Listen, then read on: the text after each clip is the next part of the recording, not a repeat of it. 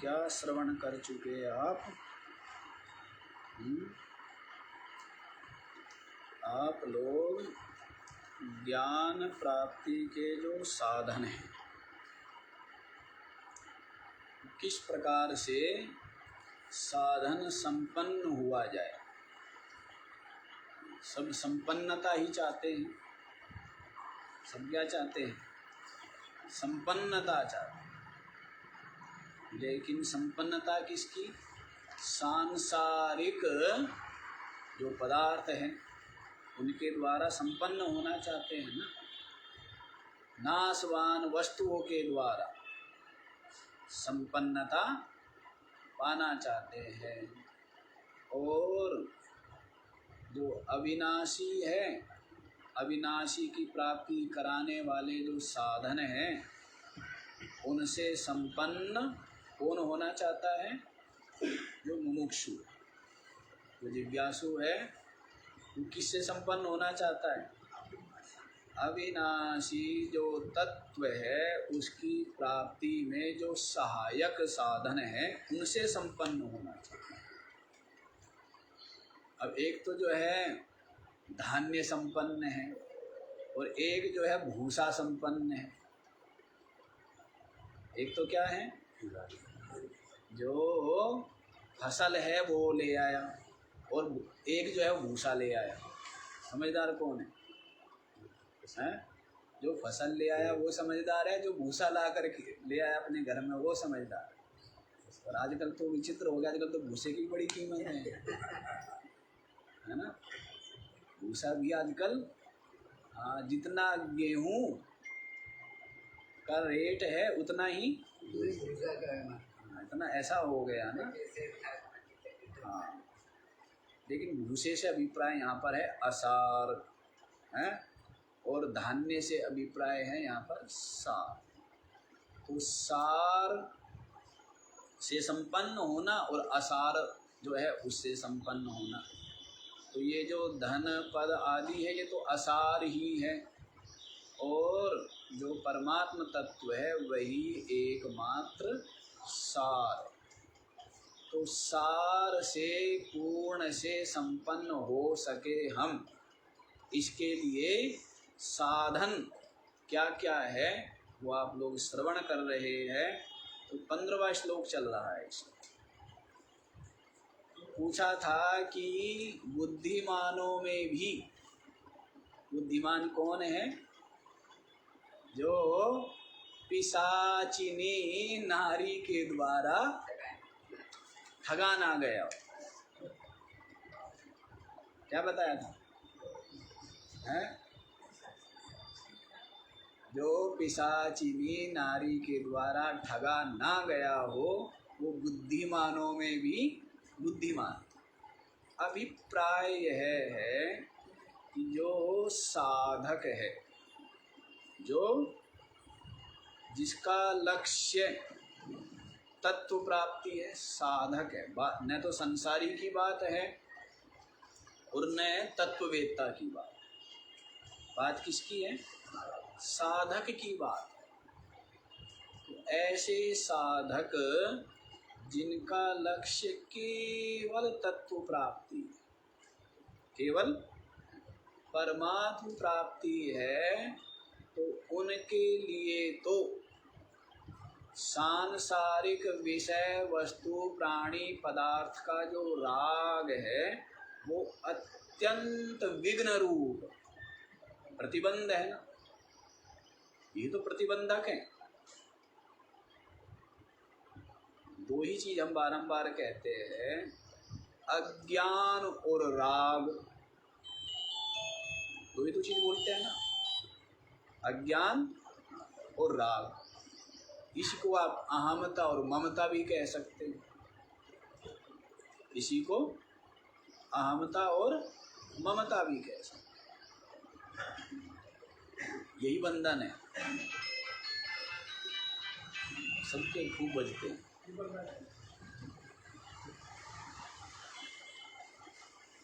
तो क्या बताया है जी? राग जो है ना, राग राग के कारण से अज्ञान हटता नहीं। प्रथम राग नहीं छूट पाता और अज्ञान का आवरण कैसे फिर भंग होवे, कैसे हटे? क्योंकि अज्ञान को ताकत किससे मिल रही है? जैसे रावण का पता था ना, रावण अपने आप में केवल शक्तिशाली नहीं है। किसके कारण से शक्तिशाली है? अपने जो कुटुंब है, परिवार है, सेना है, उनके कारण से ही सामर्थ्यशाली है ना। वैसे ये जो अज्ञान है ना, ये तो अंधेरे की तरह है। जैसे अंधेरा होता है, अंधकार, घनघोर अंधकार, लेकिन एक दीप के प्रज्वलित होते ही हट जाता है ना। तो वैसे ही अज्ञान तो यूं हट जाए ज्ञान से। लेकिन ये जो अज्ञान को कौन प्रोटेक्ट कर रहा है, कौन सुरक्षा दे रहा है, और किसने उसको सहारा दिया हुआ है? जो राग है, विषयों का, पद पदार्थ का जो राग है, वही उसको क्या कर रहा है? सपोर्ट दे रहा है। ये तो अज्ञान तो यूं हट जाए, अज्ञान हटने में कुछ भी नहीं। इसलिए हम बारंबार कहते ही है ना, 90%, 99% राग का हट जाना ही मुक्ति है। राग का, आसक्ति का, जो भी इन पद पदार्थ में सुख बुद्धि प्रियता है, उसका हट जाना, यही क्या है? 99% तक आप मुक्ति समझ सकते हैं। रही बात अज्ञान, अज्ञान तो श्रवण मात्र से ही दूर हो जाता है। लेकिन जो मध्यम जिज्ञासु है, उनको मनन और निधिध्यासन की आवश्यकता पड़ती है। उत्तम जिज्ञासु को श्रवण मात्र से ही बोध हो जाता है। जैसे सूखी लकड़ी, क्या करना है? चिंगारी तो चाहिए ना, बस आग थोड़ा लगानी पड़ेगी उसमें। सूखी लकड़ी को क्या चाहिए? और जो गीली लकड़ी हो उसको, तो गीली लकड़ी, इसलिए पहले क्या करते थे, जब गुरुजी के पास जाते थे ज्ञान प्राप्ति के लिए, तो सूखी लकड़ी लेकर के जाते थे। कई कारणों से लेके जाते थे। एक तो कुछ हाथ में होगा तो वैसे ही शरीर झुकेगा, तो शरीर का झुकना के द्वारा ये परिचायक विनम्रता का, नम्रता का। कुछ लेकर के जाने का मतलब क्या है? लेके जाने का मतलब है ये हमारी श्रद्धा है, ये हमारा विनय है, ये हमारी भावना। लेकर के जाते हैं, लकड़ी लेके जाते हैं, समीधा। तो एक तो विनम्रता दिखलाने के लिए और अपनी श्रद्धा की अभिव्यक्ति करते थे, और ये भी दिखाते थे कि सूखी लकड़ी लाए। सूखी लकड़ी का मतलब तैयार है, बस चिंगारी चाहिए, उतने मात्र से ही जल उठेगी। वैसे ही मैं भी विवेक वैराग्य संपन्न हूँ, केवल क्या चाहिए? तत्व विषयक जो अज्ञान है, उस अज्ञान की निवृत्ति के लिए क्या चाहिए? श्रवण मात्र चाहिए। तो ऐसे उत्तम जिज्ञासुओं को श्रवण मात्र से ही बोध होता है। और जो मध्यम अधिकारी है, मंद मध्यम अधिकारी है, कनिष्ठ अधिकारी है, तो उनके लिए मनन और निधिध्यासन की आवश्यकता पड़ती है। मनन निधिध्यासन दोनों करने पड़ते, तब जाकर के धीरे धीरे धीरे धीरे संसार में जो प्रीति है और संसार में जो सत्यत्व बुद्धि, ये दोनों गलित हो जाए।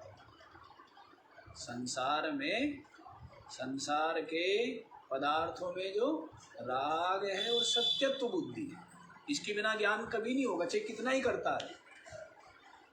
जब तक राग बना है, सत्यत्व बुद्धि बनी है, कितना ही श्रवण करे, कितना ही मनन करे, बोध होने वाला, केवल आत्मा का चिंतन करते करते भी बोध होने वाला नहीं।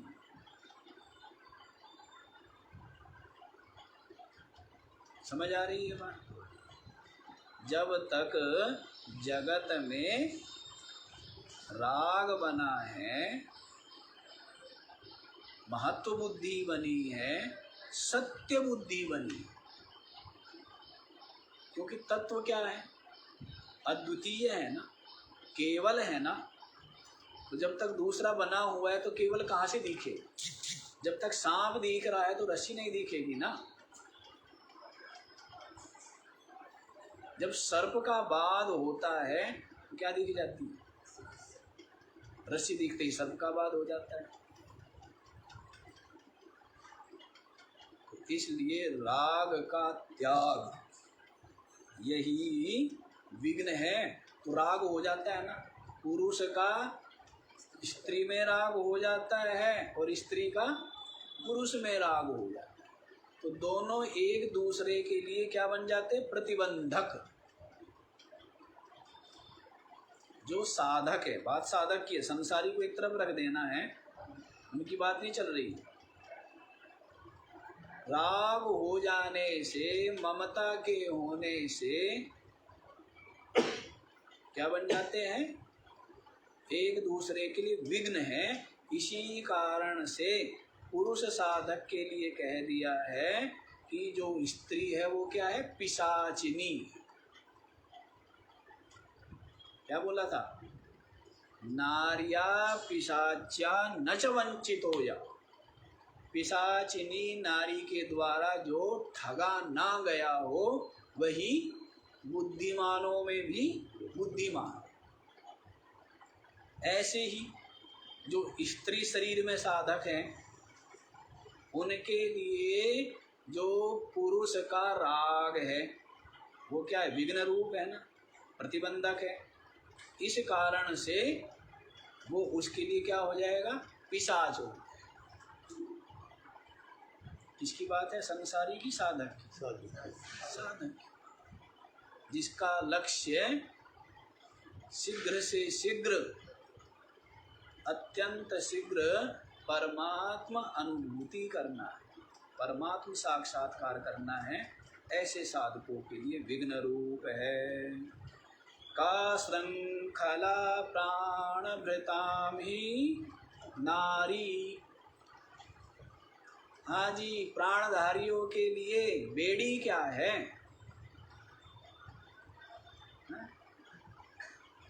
अब ये जो प्रश्नोत्तरी है ना, ये वैराग्यवान साधकों के लिए, तो इसमें बड़ी स्त्री की निंदा है। बारंबार आप सुन रहे हैं ना, पीछे भी क्या बताया था कि घोर नरक क्या है, नारी बताया था, बारंबार बता रहे हैं ना। तो नारी का मतलब वही है, जो पुरुष साधक के लिए नारी है तो स्त्री साधक के लिए पुरुष है। यूँ समझ लेना है, कभी विरोध कहीं नहीं है कि कहीं नारी का विरोध कर रहे, ऐसा नहीं है। कभी कहते हैं साधक के लिए बेड़ी क्या है? संतोष नहीं है।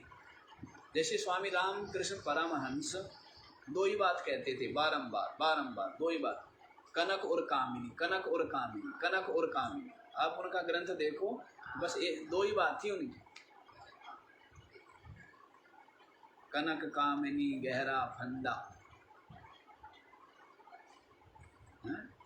कनक, कनक से भी प्राय खाली सोना नहीं।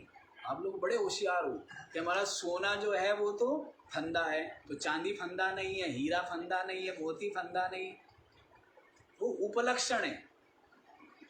मतलब अपना भी बोध कराएगा साथ ही साथ, और जितने भी विघ्न रूप हैं उन सब का बोध कराता है। कनक से अभिप्राय हो गया जितना भी धन संपत्ति, जिनको भी, जो भी सांसारिक वस्तुएं जिनको हम मूल्यवान और महत्वपूर्ण समझते हैं, वो सब के सब क्या है? कनक में ले लेना, पद भी प्रसिद्धि भी, पद और प्रसिद्धि भी, तो दो ही बता रहे, एक कनक और दूसरा कामिनी। क्योंकि जन्म जन्मांतरों का संस्कार कहो, राग कहो, ऐसी बुद्धि बनी हुई है कि परस्पर शरीर में क्या होता है, सुख बुद्धि आकर्षण होता है।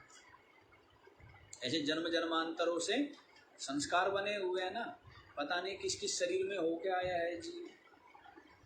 तो ऐसी बुद्धि बनी हुई है, तो इसलिए स्वाभाविक ही धन और जो पर अपने से विरुद्ध जो क्या बोलेंगे लिंग है, जेंडर, उसके प्रति आकर्षण, अपने विरुद्ध जो जेंडर है उसके प्रति आकर्षण, ये क्या है, स्वाभाविक।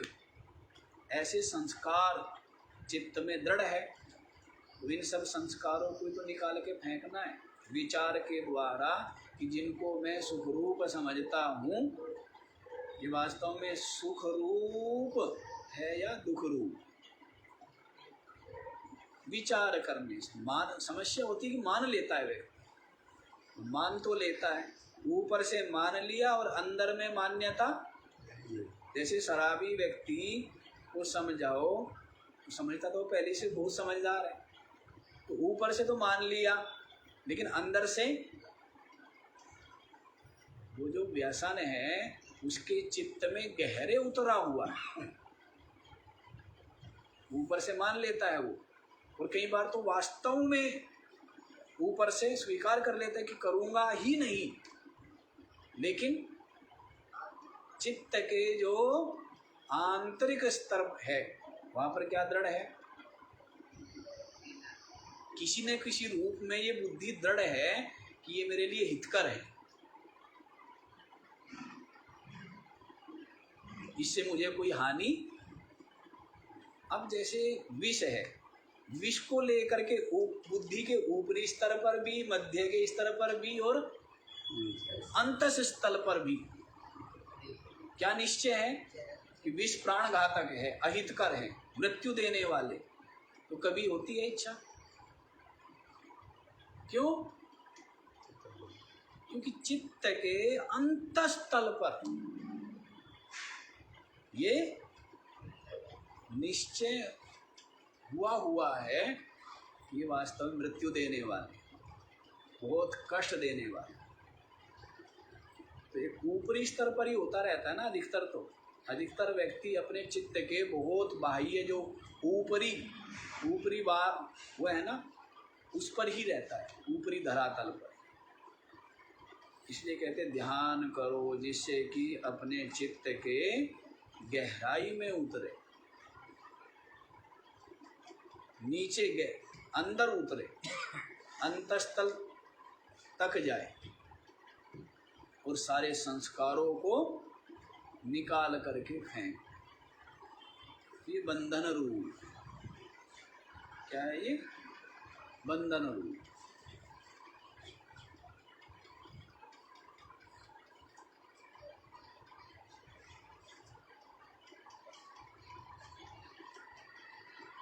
हाँ जी, श्रृंखला क्या है, बेड़ी नारी बताया, प्राणधारी के लिए, साधक के लिए क्या बेड़ी है, नारी। नारी से अभिप्राय केवल नारी नहीं है, जितनी भी नाशवान वस्तुएं हैं उनका जो राग है वही बेड़ी, वही बेड़ी है, इसको समझ लेना। नारी को मुख्य मान लिया गया है और साधक है, संसार से आया है, तो उसको फिर समझाना पड़ता है। जिसकी जैसी बुद्धि हो, जैसी बुद्धि हो उसी के अनुसार बताया जाता है ना।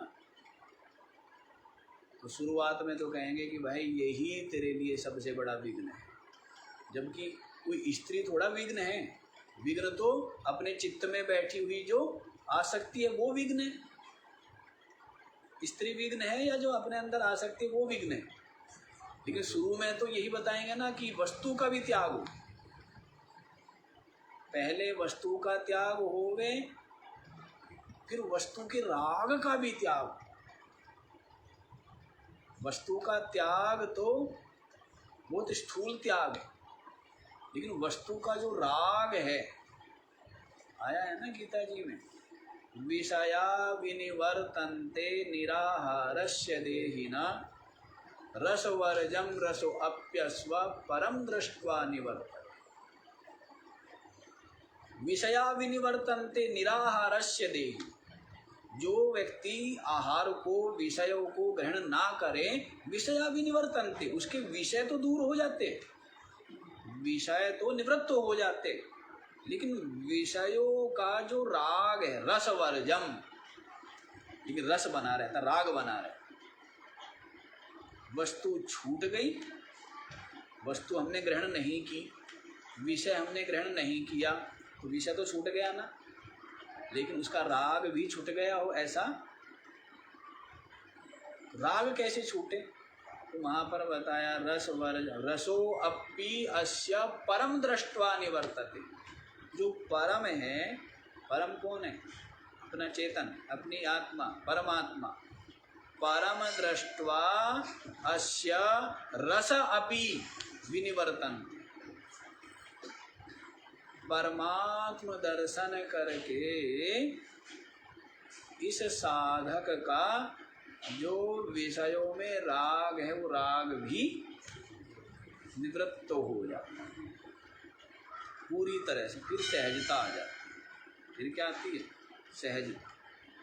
जैसे संसारी जो है वो तो रागवान ही रहता है, साधक को क्या होना चाहिए? त्यागवान। साधक को त्यागवान होना चाहिए। और जो ज्ञानी है वो राग और त्याग दोनों से परे हो, वो सहजता है। राग से भी और त्याग से भी, दोनों से ही परे हो जाता है, वो ज्ञानी है। लेकिन बात अभी साधक की है। बात किसकी है? तो साधक के लिए बता दिया। साधक के भी विभिन्न स्तर हैं। पहले विषय का त्याग और फिर विषयों के राग का त्याग। पहले विषय का त्याग तो हो गए, विषय का त्याग नहीं होता, और उसका तो राग जो है वो तो बहुत गहरे बना हुआ है। तो राग दोनों का त्याग करना चाहिए। इसी के लिए बता दिया है कि बेड़ी, साधक के लिए बेड़ी स्त्री ही है। दिव्यम व्रतम किंच समस्त दैन्यम। और क्या बता रहे? दिव्य व्रत क्या है? दिव्य सर्वश्रेष्ठ व्रत क्या है? तो दैन्यम माने विनम्रता, सरलता। श्रेष्ठ व्रत क्या है? नम्रता, सरलता। राम जी है ना, राम जी सबको प्यारे लगते हैं। राम जी थे, राजा कौन थे? उनके पिताजी राजा महाराज दशरथ। और भी बड़े बड़े लोग थे, लेकिन सबको सबसे अधिक प्यारे कौन थे, प्रिय कौन थे? राम जी। क्यों थे? उनकी विनम्रता, सरलता, निष्कपटता के कारण। कोई भी होता राम जी गले लगा लेते, कोई छोटे से छोटा हो, कैसा भी हो। दशरथ जी डर गए, राम जी की इतनी ज्यादा वो हो गई प्रसिद्धि, सब लोग इतना मानते थे राम जी को। तो दशरथ जी ने कहा कि जल्दी से जल्दी अब राम जी योग्य है, इनको राजपाट दे दिया। राम जी ऐसे रामः स्मितः पूर्वाभिभाषी। कैसे थे? एक तो दूसरों को देख करके मुस्कुराना, प्रसन्न होना, और दूसरा ये नहीं कि वो मेरे से बात करे, खुद जा करके आप कैसे हैं, अभिमानी अहंकारी व्यक्ति तो क्या सोचता है कि वो, और जो सरल होता है, विनम्र होता है, वो क्या करता है? वो पहल करता है, शुरुआत वही करता है। तो राम जी प्रतीक्षा नहीं करते थे कि वो आएगा, आके हाथ जोड़ेगा या मिलेगा। राम जी पहले पहुंच जाते हैं, हाँ जी कैसे है आप, स्वस्थ है आप। इस कारण से, इन सब व्यवहार के कारण से राम जी जो थे वो सभी के प्रिय। सरल व्यक्ति तो सभी को प्रिय लगता है, किसको नहीं लगता? जो सरल है, विनम्र है, निष्कपट है, वो सबको ही अच्छा लगता है ना। कपटी से कपटी व्यक्ति को भी निष्कपट अच्छा लगता है, नहीं? अहंकारी से अहंकारी व्यक्ति भी क्या चाहता है? दूसरा व्यक्ति मेरे सामने सरल हो। मैं भले ही अहंकार करूं, मैं भले ही कपट करूं, मैं भले ही झूठ बोलूं, लेकिन दूसरा कैसा होना चाहिए? कैसा होना चाहिए? सरल होना चाहिए, विनम्र होना चाहिए, सत्यवादी होना चाहिए। तो फिर आपको भी वैसा ही बनना चाहिए, क्योंकि वही तो अच्छी, वो आपको अच्छा लग रहा है, इसका मतलब वो अच्छी चीज़ है ना।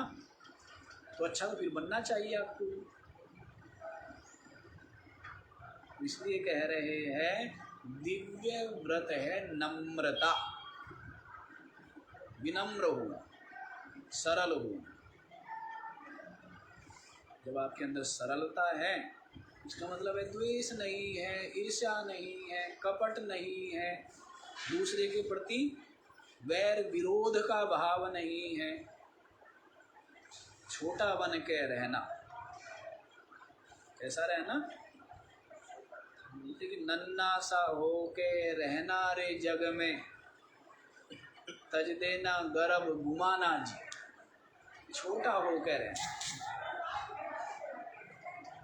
जो सबसे छोटा होता है वही सबसे बड़ा है। जिसको बड़ा बनने की चाह नहीं है, वो क्या हो गया? जो चाह रही थे वो तो सबसे बड़ा हो गया ना। चाह को छोड़ते ही, चाह का त्याग करते ही क्या हो जाता है? शहंशाह। जिनको कछु न चाहिए शहंशाह बन जाता है। इसलिए विनम्रता ही सबसे बड़ा व्रत कहा। ठीक है, तो ये वाला श्लोक तो हो गया। आज आप लोग 16वां श्लोक देखिए। ज्ञातुं न शक्यं च किमस्ति सर्वैः योषिन्मनो यच्चरितं तदीयम् कादुस्त्यजा सर्वजनैर्दुराशा विद्याविहीनः पशुरस्ति को वा। ज्ञातुं न शक्यं च किमस्ति सर्वैः योषिन्मनः यच्चरितं तदेयं कादुस्त्यजा सर्वजनैः दुराशा विद्याविहीनः पशुः अस्ति कः वा। ज्ञातुं न शक्यं च किमस्ति सर्वैः। सर्वैः किं न ज्ञातुं शक्यं। सभी के द्वारा क्या जानना संभव नहीं। क्या कह रहे हैं? सभी के द्वारा, सभी आ गए इसमें, सभी आ गए। ब्रह्मा जी भी आ गए, विष्णु जी भी आ गए, शिव जी भी आ गए। कहते सभी के द्वारा किम ज्ञातुं न शक्यम। सभी के द्वारा क्या जानना संभव नहीं है। तो क्या बोल दिया है? योषिन्मनः, स्त्री का मन। क्या बोला है? बताया ना कि पुरुषो न जानाति कुतो देवो न जानाति कुतो मनुष्यः, स्त्री चरित्रम पुरुषस्य भाग्यम देवो न जानाति कुतो मनुष्यः। स्त्री का जो चरित्र है पुरुषस्य भाग्यम, स्त्री का चरित्र और पुरुष का भाग्य। देवो न जानाति, देवता भी नहीं जानते, कुतो मनुष्य है जी। मनुष्य की तो बात ही क्या, देवता भी नहीं जानते। इसका मतलब क्या है? बहुत अच्छे अच्छे मतलब भी निकाले जा सकते हैं, बहुत खराब खराब मतलब भी निकाले जा सकते हैं। छिपी हुई चीज के तो क्या हो सकते हैं, बहुत अच्छे मतलब भी निकाले जा सकते हैं कि भाई उसके अंदर गहराई है। तो वो क्या है, कुछ बातों को गुप्त रखने का क्या है, सामर्थ्य है उसके अंदर। ये भी अर्थ कर सकते हैं, ये भी अर्थ कर सकते हैं ना कि जो गहरा है, गंभीर है, जो बातों को अपने अंदर पचा ले, रख पाए, गंभीर लोग होते हैं, उनको नहीं जानते हैं। तो यहाँ पर भी यही कह रहे हैं कि सभी के द्वारा क्या जानना संभव नहीं है, क्या जानना कठिन है। तो स्त्री का मन और उसका चरित्र, और स्त्री का मन और चरित्र, ये जानना सभी के लिए असंभव। अब वो तो हम आपको क्या कहानियाँ बताएं, कहानियाँ तो आप लोगों को पता ही है। कहानियाँ तो क्या जी, हाँ, भर्तृहरि की देखो सेठ जी ने बता दिया।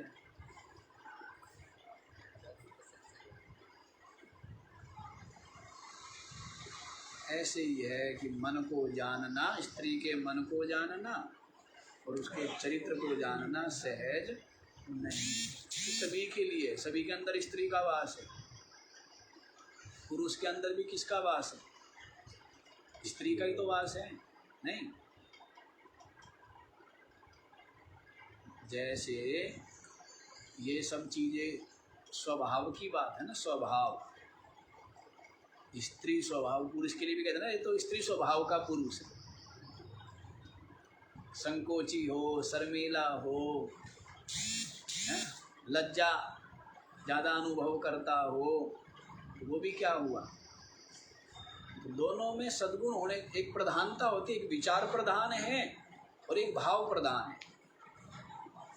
पुरुष जो है विचार प्रधान है और स्त्री जो है वो भाव प्रधान है। दोनों में ही, क्या पुरुष में भाव नहीं है, क्या स्त्री में विचार नहीं है? तो प्रधानता देख ली जाती है कि उसमें क्या है, पुरुष में विचारों की, वो ज़्यादा विचार ज़्यादा करता है, सोच विचार अधिक करता है, विचार प्रधान है। और स्त्री थोड़ा भाव प्रधान है, थोड़ा श्रद्धा प्रधान है ना। स्त्री जो है वो श्रद्धा प्रधान हो, वो बताया ना, रामायण में शुरू में ही आया है, रामचरितमानस में, श्रद्धा और विश्वास। शंकर जी को क्या बोला है, भवानी शंकरौ वंदे श्रद्धा विश्वास रूपिणौ। भवानी को और शंकर को क्या बोला है, श्रद्धा और विश्वास। पार्वती जी को बोला है श्रद्धा और शंकर जी को बोला है विश्वास। याभ्याम विना न पश्यन्ति सिद्धा स्वान्तस्थमीश्वर। जिस श्रद्धा और विश्वास के बिना सिद्धा अपि, जो सिद्ध लोग हैं वे भी स्वान्तस्थम ईश्वरम न पश्यन्ति, अपने हृदय में स्थित जो ईश्वर है उसको नहीं देख पाते। किसके कारण से नहीं देख पाते? श्रद्धा और विश्वास की कमी के कारण। किसके कारण से?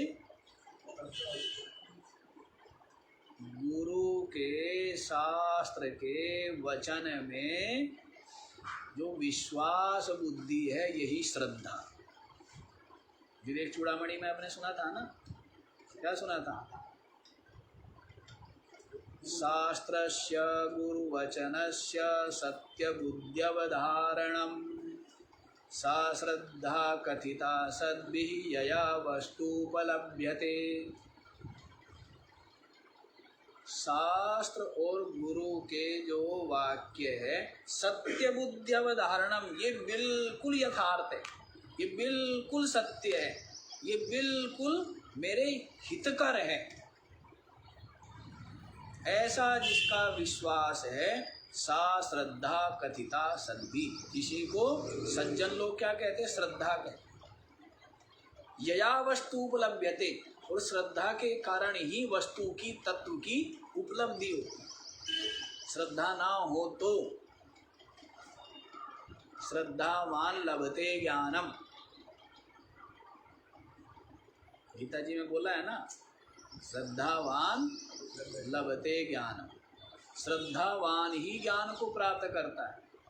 और यहाँ पर कितनी सुंदर बात कही ना, वो यया वस्तु उपलब्धते, जिसके द्वारा वस्तु की उपलब्धि होती।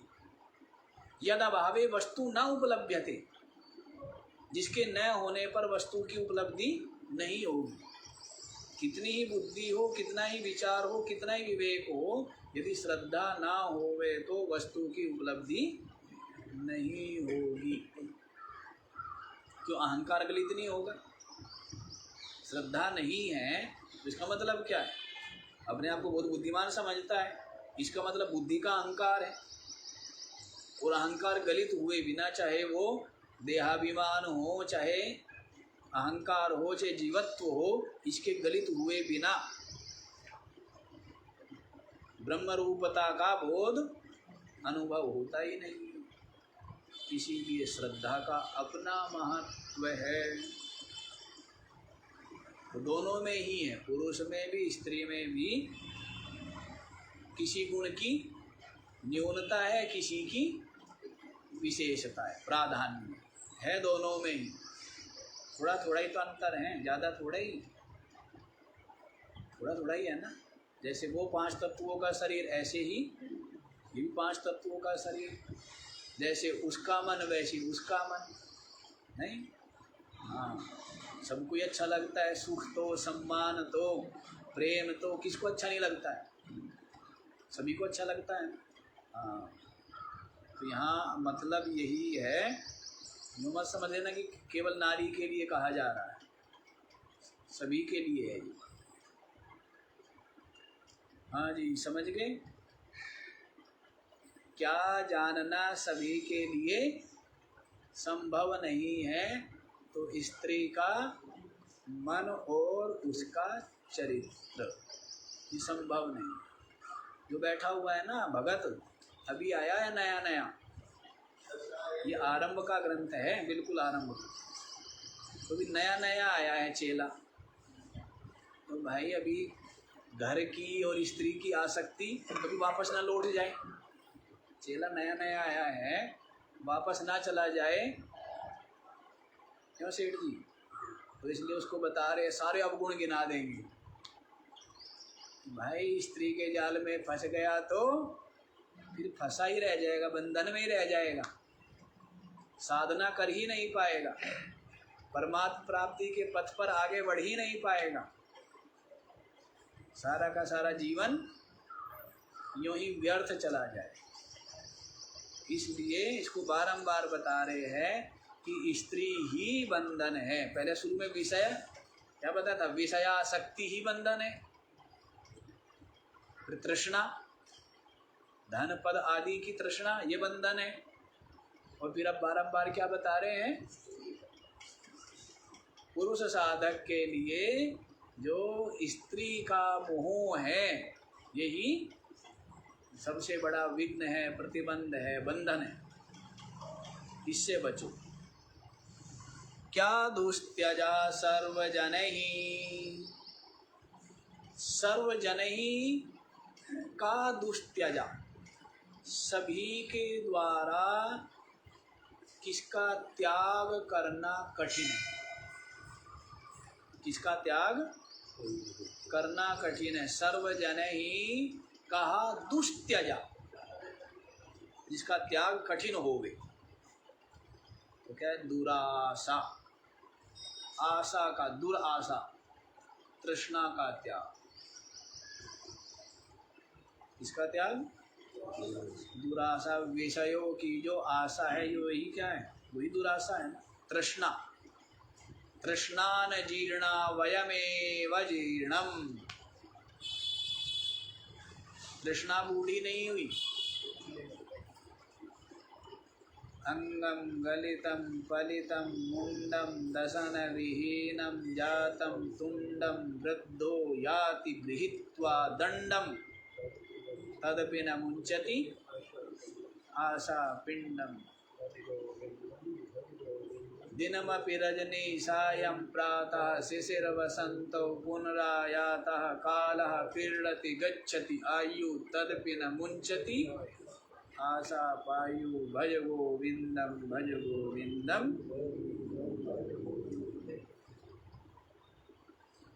ऐसा है। दिनमपि रजनी सायं प्रातः शिशिर वसंतौ पुनरायाति, दिन होता है रात होती है, सर्दी गर्मी आती जाती है। कालः क्रीडति गच्छति आयु, इस प्रकार से क्या हो रहा है? समय खेल रहा है आपके साथ। तदपि न मुंचति आशा पायु, लेकिन फिर भी जो ये आशा है ना, आशा नहीं छोड़ता है। आशा और बलवती होती चली जाती, तृष्णा बलवती होती चली जाती। यही इसका त्याग ही कठिन है। क्या बता रहे हैं गुरुजी? दुस्त्यजा किम दुराशा, आशा का, तृष्णा का त्याग ही कठिन है। और जिसने आशा तृष्णा का त्याग कर दिया है, आशा ही परमं दुखम नैराश्यम परमं सुखम। आशा दुख का मूल है और आशा का त्याग परम सुख देने वाला। यथा संचिद्य कांता सा सुखम सुस्वाप पिंगला। पिंगला नाम की वैश्या को गुरु बनाया है ना, किसने?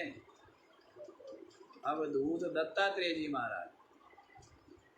इसको गुरु बनाया पिंगला नाम की वैश्या। देख रहे थे, महात्मा देखते ही है। महात्मा क्या करते हैं? देखते रहते और सीखते रहते हैं और असंग बने रहते हैं। अवधूत दत्तात्रेय जी महाराज देख रहे हैं। क्या देखा? पिंगला नाम की वैश्या क्या कर रही है? पुरुष की आशा, उसके कारण से उसका चित्त अत्यंत व्यग्र है, अत्यंत चंचल है। बारंबार घर के अंदर जाती है और बारंबार बाहर आती है। कोई आया तो नहीं? क्यों नहीं आया? बहुत देर होगी, अब तक भी नहीं आया। फिर अंदर जाती है अधीर होकर के, परेशान होकर के, फिर अधीर होकर के फिर वापस आ जाती है। इस तरह अंदर बाहर बड़ा चित्त व्यग्र है। अवधूत दत्तात्रेय जी महाराज देख रहे हैं। फिर उसको विवेक जग गया। पुण्यों के फल स्वरूप पिंगला को जब ठोकर लगती है ना, तब क्या जगता है? विवेक अनेकों बार आपको जगता रहता है, पर उस विवेक का आप आदर नहीं करते। अब जब मेहमान का आदर नहीं करोगे तो क्या होगा? चला जाएगा ना। और आदर करोगे तो रुकेगा, ठहरेगा, बैठेगा। तो विवेक तो अनेकों बार आता है ना, लेकिन आप आदर नहीं करते उसका, तो वो निरादृत अतिथि के समान चला जाता है, ठहरता नहीं। आदर करें। आदर क्या करें? विचार का भोजन उसको कराए तो विवेक क्या होगा, और अधिक पुष्ट होगा। जब सत्संग का, सदग्रंथों के स्वाध्याय का, विचार का उसको भोजन आप कराएंगे तो विवेक और पुष्ट होगा ना, दृढ़ होगा। तो पिंगला को पुण्यों के फलस्वरूप क्या हुआ, विवेक हो गया। ठोकर लगी, सोचने लगी जितनी मैं आशा इन पुरुषों की कर रही हूँ, यदि इतनी आशा मैंने भगवान की होती तो मुक्त ना हो गई होती। और इनसे मुझे मिला क्या है, केवल शरीर का निर्वाह करने के लिए, गुजारा करने के लिए मैं इस देह व्यापार में आ गई। इसलिए निर्वाह करने के लिए, वैसे शरीर को रखने से लाभ क्या, जिसके द्वारा पाप ही पाप होवे। विवेक जगा, अब उसने कहा सबकी आशा छोड़ के अब तो बस भगवान की ही आशा कर। अच्छा एक चीज और है, अचानक से पिंगला का मन क्यों बदल गया? जो क्या थी, वैश्या थी, विचार दूसरा था, अचानक से क्यों मन बदल गया? तो हम आत्मा लोग बड़ी अच्छी बात कहते अवधूत दत्तात्रेय जी महाराज खड़े थे ना थोड़ी दूरी पर, उनके शरीर का स्पर्श करती हुई हवा पिंगला को लग गई।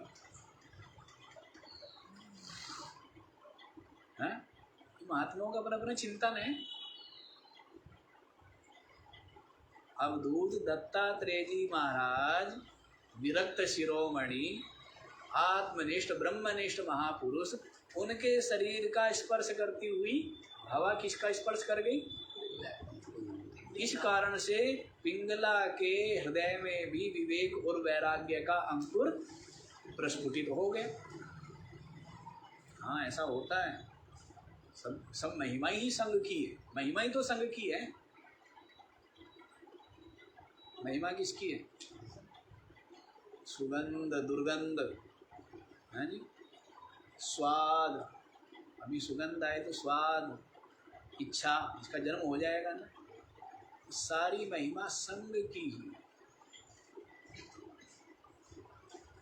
संसारियों का संग, विषयों का संग, देह का संग करके क्या हो गया? जीव भाव अत्यंत दृढ़ हो गया।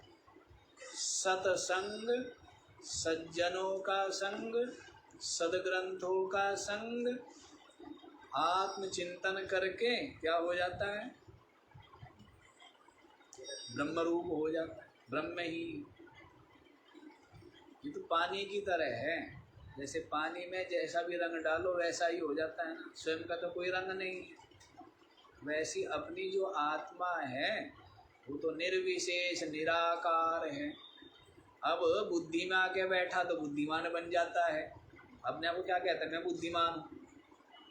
मन में आके बैठता है तो कहता है मैं बहुत विचारवान हूँ, बड़ा संकल्पवान हूँ। ऐसी प्राणों में आकर के बैठ जाता है तो अपने आप को बलिष्ठ, भूखा प्यासा कहता है।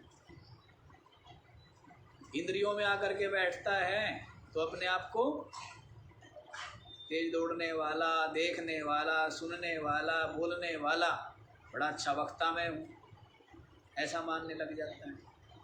और शरीर में आके बैठता है तो अपने आप को मोटा, पतला, काला, गोरा, बूढ़ा, जवान, रोगी, स्वस्थ। तो वास्तव में क्या है वो? वास्तव में तो इन सब से अछूता, इन सब से निर्लिप्त, इन सब से असंग, इन सब का साक्षी। क्या है? साक्षी, दृष्टा, चिन्ह मात्र, सच्चिदानंद नित्य मुक्त ब्रह्म है।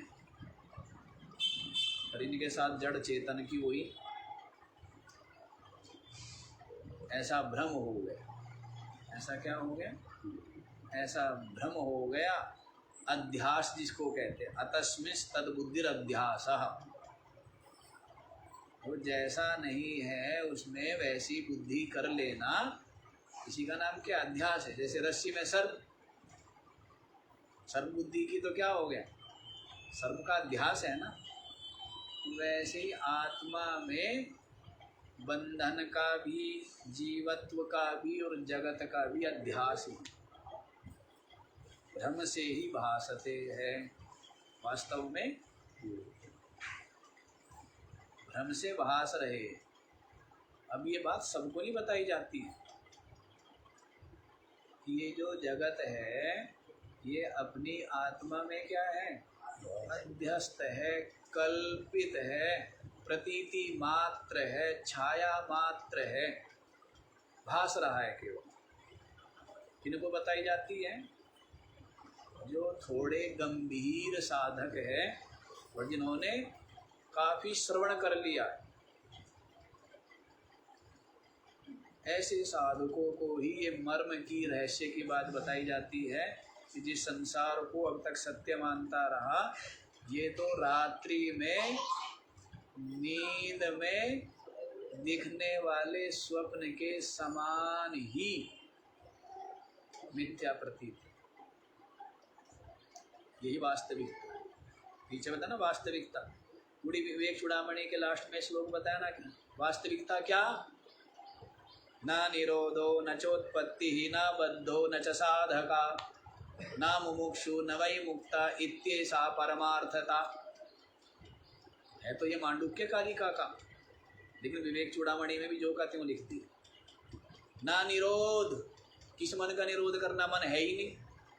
न चोत्पत्ति ही, मन की और जगत की कभी उत्पत्ति हुई नहीं। ना बद्धा, कौन बंधा हुआ? न च साधका, किसको सिद्ध करना है? कौन साधक? ना मुमुक्षु, किसको मुक्त होना है? किससे मुक्त होना है? न वै मुक्ता, किससे मुक्त हो गया? इत्येषा परमार्थता। वास्तव में तो जैसे हम ये कहें बस समुद्र ही है। मतलब क्या है कि समुद्र में जो लहरें हैं वो तो क्या है तो वास्तव में जल ही, लेकिन वो तो क्षणिक, उसमें ही जन्म, उसमें ही विद्यमान और उसमें ही विलय। और वास्तव में जल न जन्म हुआ, न स्थिति है और न लय ही है। लहर नाम की कोई चीज है क्या? ये तो हम लोगों ने नाम रख दिया है। शांत और चंचलता के कारण से क्या रख दिए? सब नाम हमारे द्वारा रखे हुए हैं। नामकरण करने वाले कौन? हम ही तो हैं। नामकरण करने, इसका नाम गिलास रहेगा, इसका नाम लोटा रहेगा, ये नाम किसने रखा? हमने रखा। बदल भी सकते थे, लेकिन अब हमारी सबकी प्रज्ञा एक हो गई। जिसको हम आज गिलास कह रहे हैं, क्या उसको हम लोटा नहीं कह सकते थे? तेरा नाम लोटा रहेगा। जिनको हम रमेश कह रहे हैं, ये नाम भी हमने रखा। हम कहते हैं रमेश ठीक नहीं है, सुरेश नाम ठीक है, सुरेश रख दो। ऐसा ही है ना। नाम रूप तो सब कल्पित है, आरोपित मात्र है ना, वास्तविक तो नहीं है। वास्तविक जो अधिष्ठान है वो सच्चिदानंद, वो वास्तविक। बाकी सब का सब जो भी नामकरण किया हुआ है कि लहर है, ये नामकरण हमारा किया हुआ। पानी है, क्या है? केवल पानी। तो वैसी जगत है, ये नामकरण हमारा किया हुआ है। क्या वास्तव में अधिष्ठान जो ब्रह्म है वही वास्तविक है, ये कल्पित मात्र क्या है? और ज्ञानी के लिए तो कहेंगे है ही नहीं।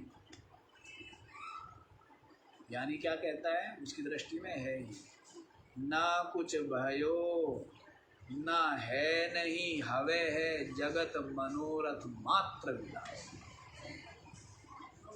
ना कुछ भयो, न तो कभी कुछ हुआ, ना है, ना हवे है, ना तो हुआ, ना है, ना होगा।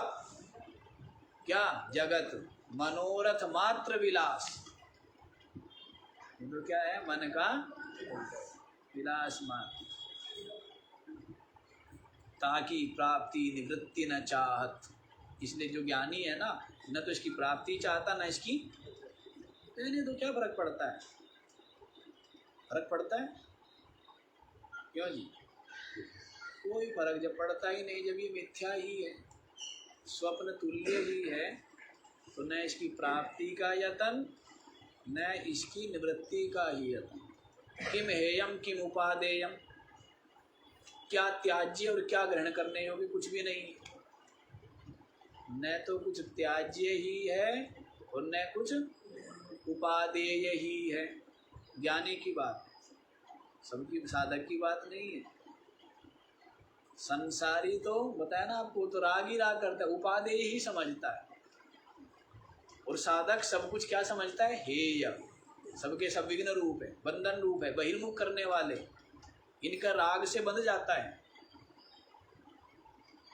ज्ञानी की बात है कि ज्ञानी के लिए किम भद्रम किम अभद्रम किम हेयम किम उपादेय